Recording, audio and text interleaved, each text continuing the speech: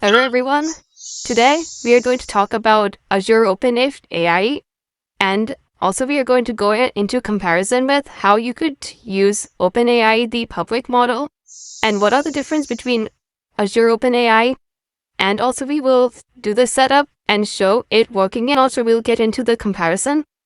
Thank you for liking, subscribing, and sharing these videos. It really helps out the channel. And also drop in a comment for anything that you may not be clear. And all of this information is also going to be a part of the blog that you can subscribe to. Let's get started. What is Azure OpenAI Service? Azure OpenAI Service, it provides REST API access to OpenAI's powerful language models, including O4, Mini, O3, GPT 4.1, O3, and many of the other popular models. These models can be easily adapted to your specific task, like content generation, summarizing of any meeting minutes or any of the content, to generate image and understand the image, also searching, and natural language understanding to code translation is also an important part.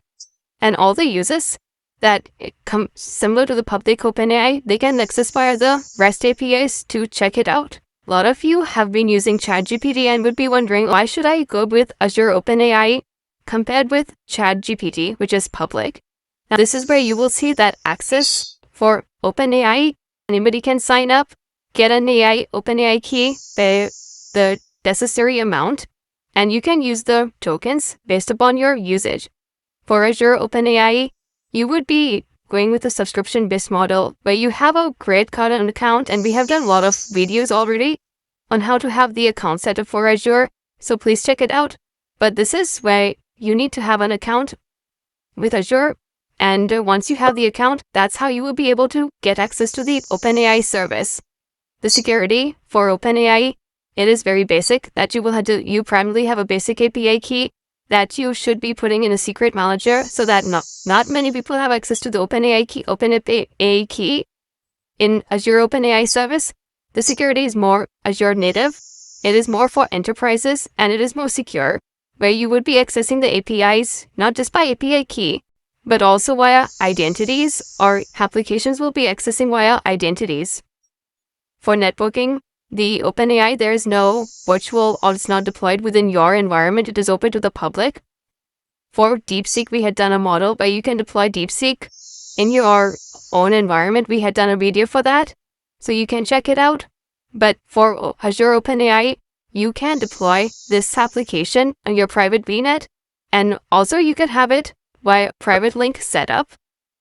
Compliance and SLA for OpenAI, there's not much compliance, or something that if an application requires, for which you should be looking into enterprise grade SLAs, and this is where Azure OpenAI, it really helps. For responsible AI, many of the Azure OpenAI models are generative AI models, and they have demonstrated improvements in advanced capabilities, but with the improvements, there also comes increased responsible AI challenges related to harmful content, manipulation, human-like behavior, privacy, and more. Because of which, a lot of the organizations are having more and more requirement of responsible AI, and this is where the adherence to those practices is important as well. So OpenAI, it is very basic. While if you have OpenAI in Azure ecosystem, you could have Microsoft filters, as well as the necessary policies that only allow AI to be used responsibly. Authentication with OpenAI, you could use OpenAI key, while for Azure, you ideally would be using the user-based login with Entra ID. Apart from these comparisons, at the coding level, you will be using OpenAI, the Python code, or if you have to use any other programming language, you will have to use their modules, the packages, while for Azure, it's going to be Azure-specific packages. So I hope this was good for you to know the comparison between either and make a right choice for your enterprises. So we are going to be getting into the tutorial and how you could use the AI models to stop searching and start finding via API-powered document discovery. We are going to be creating an embedding. Embedding is a way for AI to understand the meaning of words, phrases, and even entire documents by converting them into numbers that represent the meaning in context. These numbers will help the AI to know what is similar and what are different between the two pieces of information. A simple analogy is that imagine you are arranging books in a library, not just by title or author, but by what they are about. Example, it could be mystery, love, science, philosophy. Even if two books have different titles, if they're both about space travel, you can place them close together. And this is what an embedding would be doing. They group similar ideas together, even if the words don't exactly match. In this tutorial, we will create an OpenAI embedding to perform search, and where you will query a knowledge base to find the most relevant document. So what you will be learning is how to install Azure OpenAI. You will be downloading a sample dataset to prepare it for analysis. You will create an environment, variables for your resources endpoint and API key, and the model, along with ranking the search results. So for this, you need to have an Azure account, as I said, and create an Azure subscription. But I already have a few subscriptions. I think I'll just use one of this rather than creating new, but it's a very basic thing. Creating a subscription, add that out of tutorials and documentation available. If anything, you can check it out. And we are going to be needing to create Azure OpenAI. You have Azure OpenAI service. Click on this one, and click Create Azure OpenAI. Provide the resource group name, and I'll create a new group, which is OpenAI. OpenAI is not available in all the regions, so ensure you have the region that supports the OpenAI deployment, and give a meaningful name. I'll give YT resource group, and feel free to give any name that you want. And the pricing tier, there's only one option, which is the standard pricing tier that you could choose. And this is where you can come here to check the OpenAI service pricing. And also you can come to OpenAI, and if you want to do a comparison between Azure OpenAI and API pricing, you can do the comparison for both here. Now, OpenAI may seem little less expensive compared to Azure because it's mainly for enterprises, but it's not that much of a difference to provide the additional benefits required. So this is what you could see to check the pricing and do the comparison for yourself. Review this content to ensure that there are no issues, and hit next. I'll keep it all networks. Ideally, you would want to have no networks and create endpoint. Click next. Give tags are the skip for now, and review submit, and click create. They'll take a few minutes to deploy, and we can resume once the deployment is complete. Now the deployment is complete, and go to the resource. Before we can generate text or inference, we need to deploy a model. So we can select from several available models, and this is where the Azure AI Foundry portal is what we can check for the available models. This is the model catalog. So you see a lot of models, DALL-E 3, DALL-E 2. So we use a lot of these models ourselves, but just in case you want, and this is if you want to compare with other cloud, AWS has Bedrock, Google has Vector.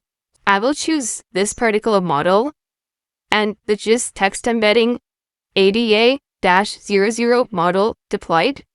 So this is only available again in certain regions, not every region will support it. So just in short, you could choose other models as well, other text embedding models, but for this one, I'll choose this model, and you can click deploy. If you want, you can customize and see what the options are, the tokens per limit. I'll leave it default and click deploy. It'll take a few minutes for it to be deployed. While this model is being set up, we will set up the OpenAI Python library. Now I have a Ubuntu terminal. I will need to install the OpenAI and a few matplotlib and other libraries. This is the command that we will be using. It'll take a few minutes for all these packages to be installed. So all these packages are successfully installed. Now we are going to be downloading the United States Congressional State Bills, publicly available dataset. You can use any other dataset for your purpose. I will download the CSV file by running this command, which is this download from the OpenAI docs, and get this CSV. This is the sample CSV. You see, you can expand these rows, check it out, summary, title, and other things. Now, we are going to retrieve the key and endpoint. Because to make a successful call against Azure OpenAI, we need an endpoint and a key. This is where we are going to be creating a key and endpoint. This is where we have this key 1, key 2. So we could use either key 1 or key 2, and having 2 keys, it allows you to securely rotate and regenerate the keys without causing a service disruption, and hence the need for 2 keys. We don't need to use both. And now, once we have these keys, we have to create and assign persistent environment variables for the key and the endpoint. Just wanted to call out a caution to just use the API keys. Don't include the API key directly in your code, and never post it publicly, because if you use an API key stored securely in the key vault, something you should not be just putting it as part of environment variable. Now in the Ubuntu WSL, we need to run this command, put this API key, and paste. Now in this command, we need to also put the endpoint.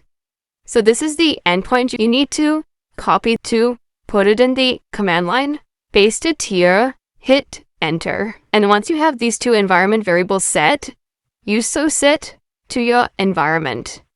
Now you should have these endpoints and API key as part of your environment setting. Now after setting these environment variables, we will be using Jupyter notebooks in order for the environment variables to be accessible. To run locally Jupyter, we will need to install Jupyter. And using command pip install notebook, we can install notebook on our local machine. It will take a few minutes to install, so let's wait for the installation to complete. Jupyter is installed.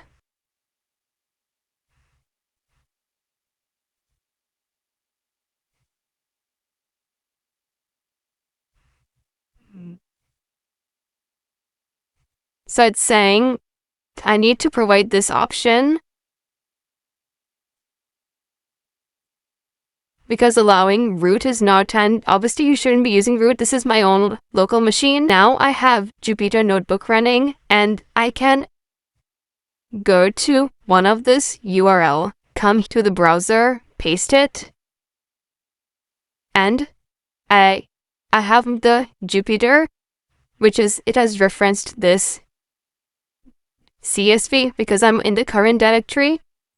Let's run the Python code, compile new notebook, and leave the default. Now I will provide the commands for OpenAI to run. Paste this here, and this command as well. Let's run it. So it has been able to read the CSV file. Using Panda datasets, this initial table, it has more columns than we need.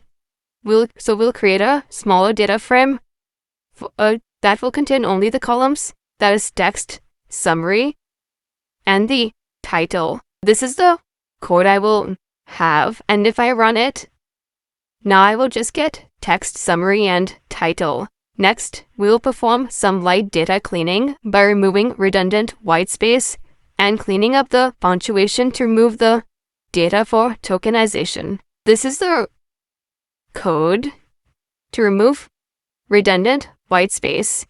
Now, we just need to remove any bills that are too long for the token limit. This is the code that we have additionally added for bills that are too long. We see 20, so in this case, all the bills are under the embedding model, but you can use to remove the entries that would otherwise cause embedding to fail. So we'll once again examine the DF bills.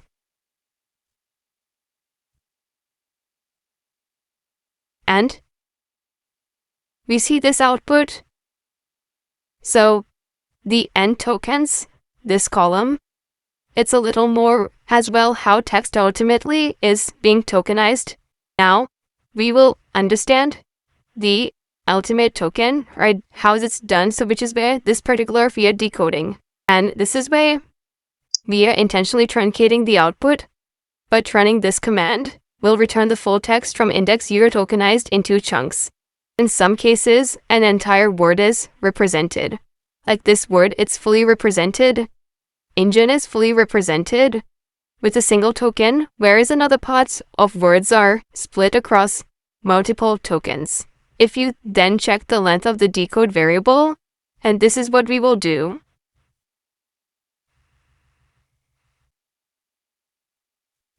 And if I run the command, I will see 1466.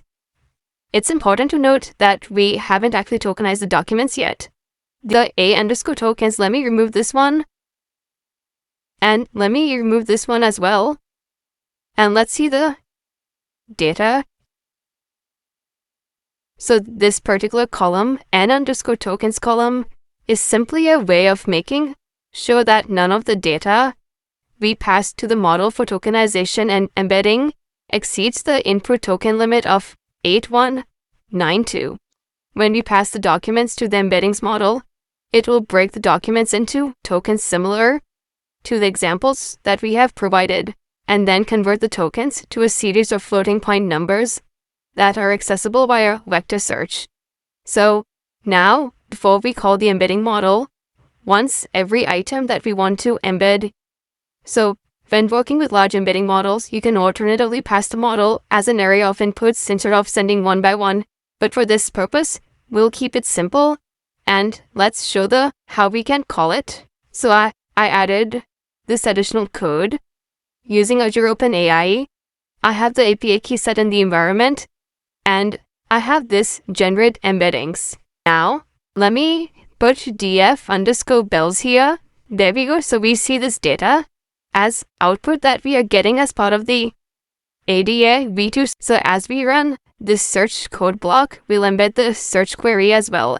Now we're going to be querying, can I get information on company, tax, revenue? And we are going to be having the same text embedding ADA002 model. So I have added this code where I'm checking for similarity. I'm having the embedding, and I'm providing the model name, which in this case was the same one that I had been using, the search document. And this is the search I want to do one.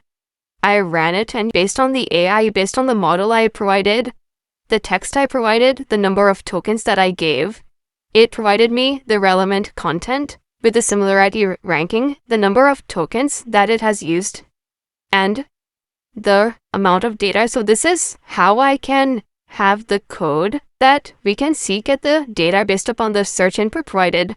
Finally, we are going to show the top result from the document search based on user query against the entire knowledge base. Now, this knowledge base is a small one.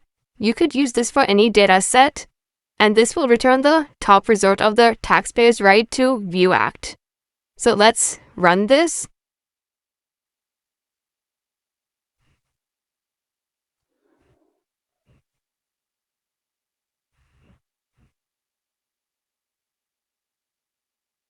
Now let's run this command, and this is where we see the output of this one is the taxpayer right to act. It provides of 1993, and this is where I was saying this returns their top result. And because this has a cosine similarity of 0.76, now using this approach, we can use embeddings as a search mechanism across documents in a knowledge base. Now with this data running, we can also check out the monitoring. For monitoring, this is where in our resource group, we can come to the overview section and click on monitoring.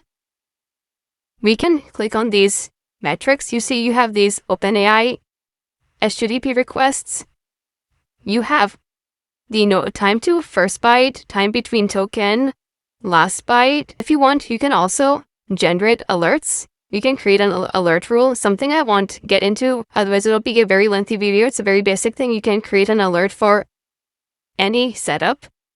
And diagnostic settings, if you want to export your logs, you can click on diagnostic setting. You can give a diagnostic name. You can select the audit or all the logs you want.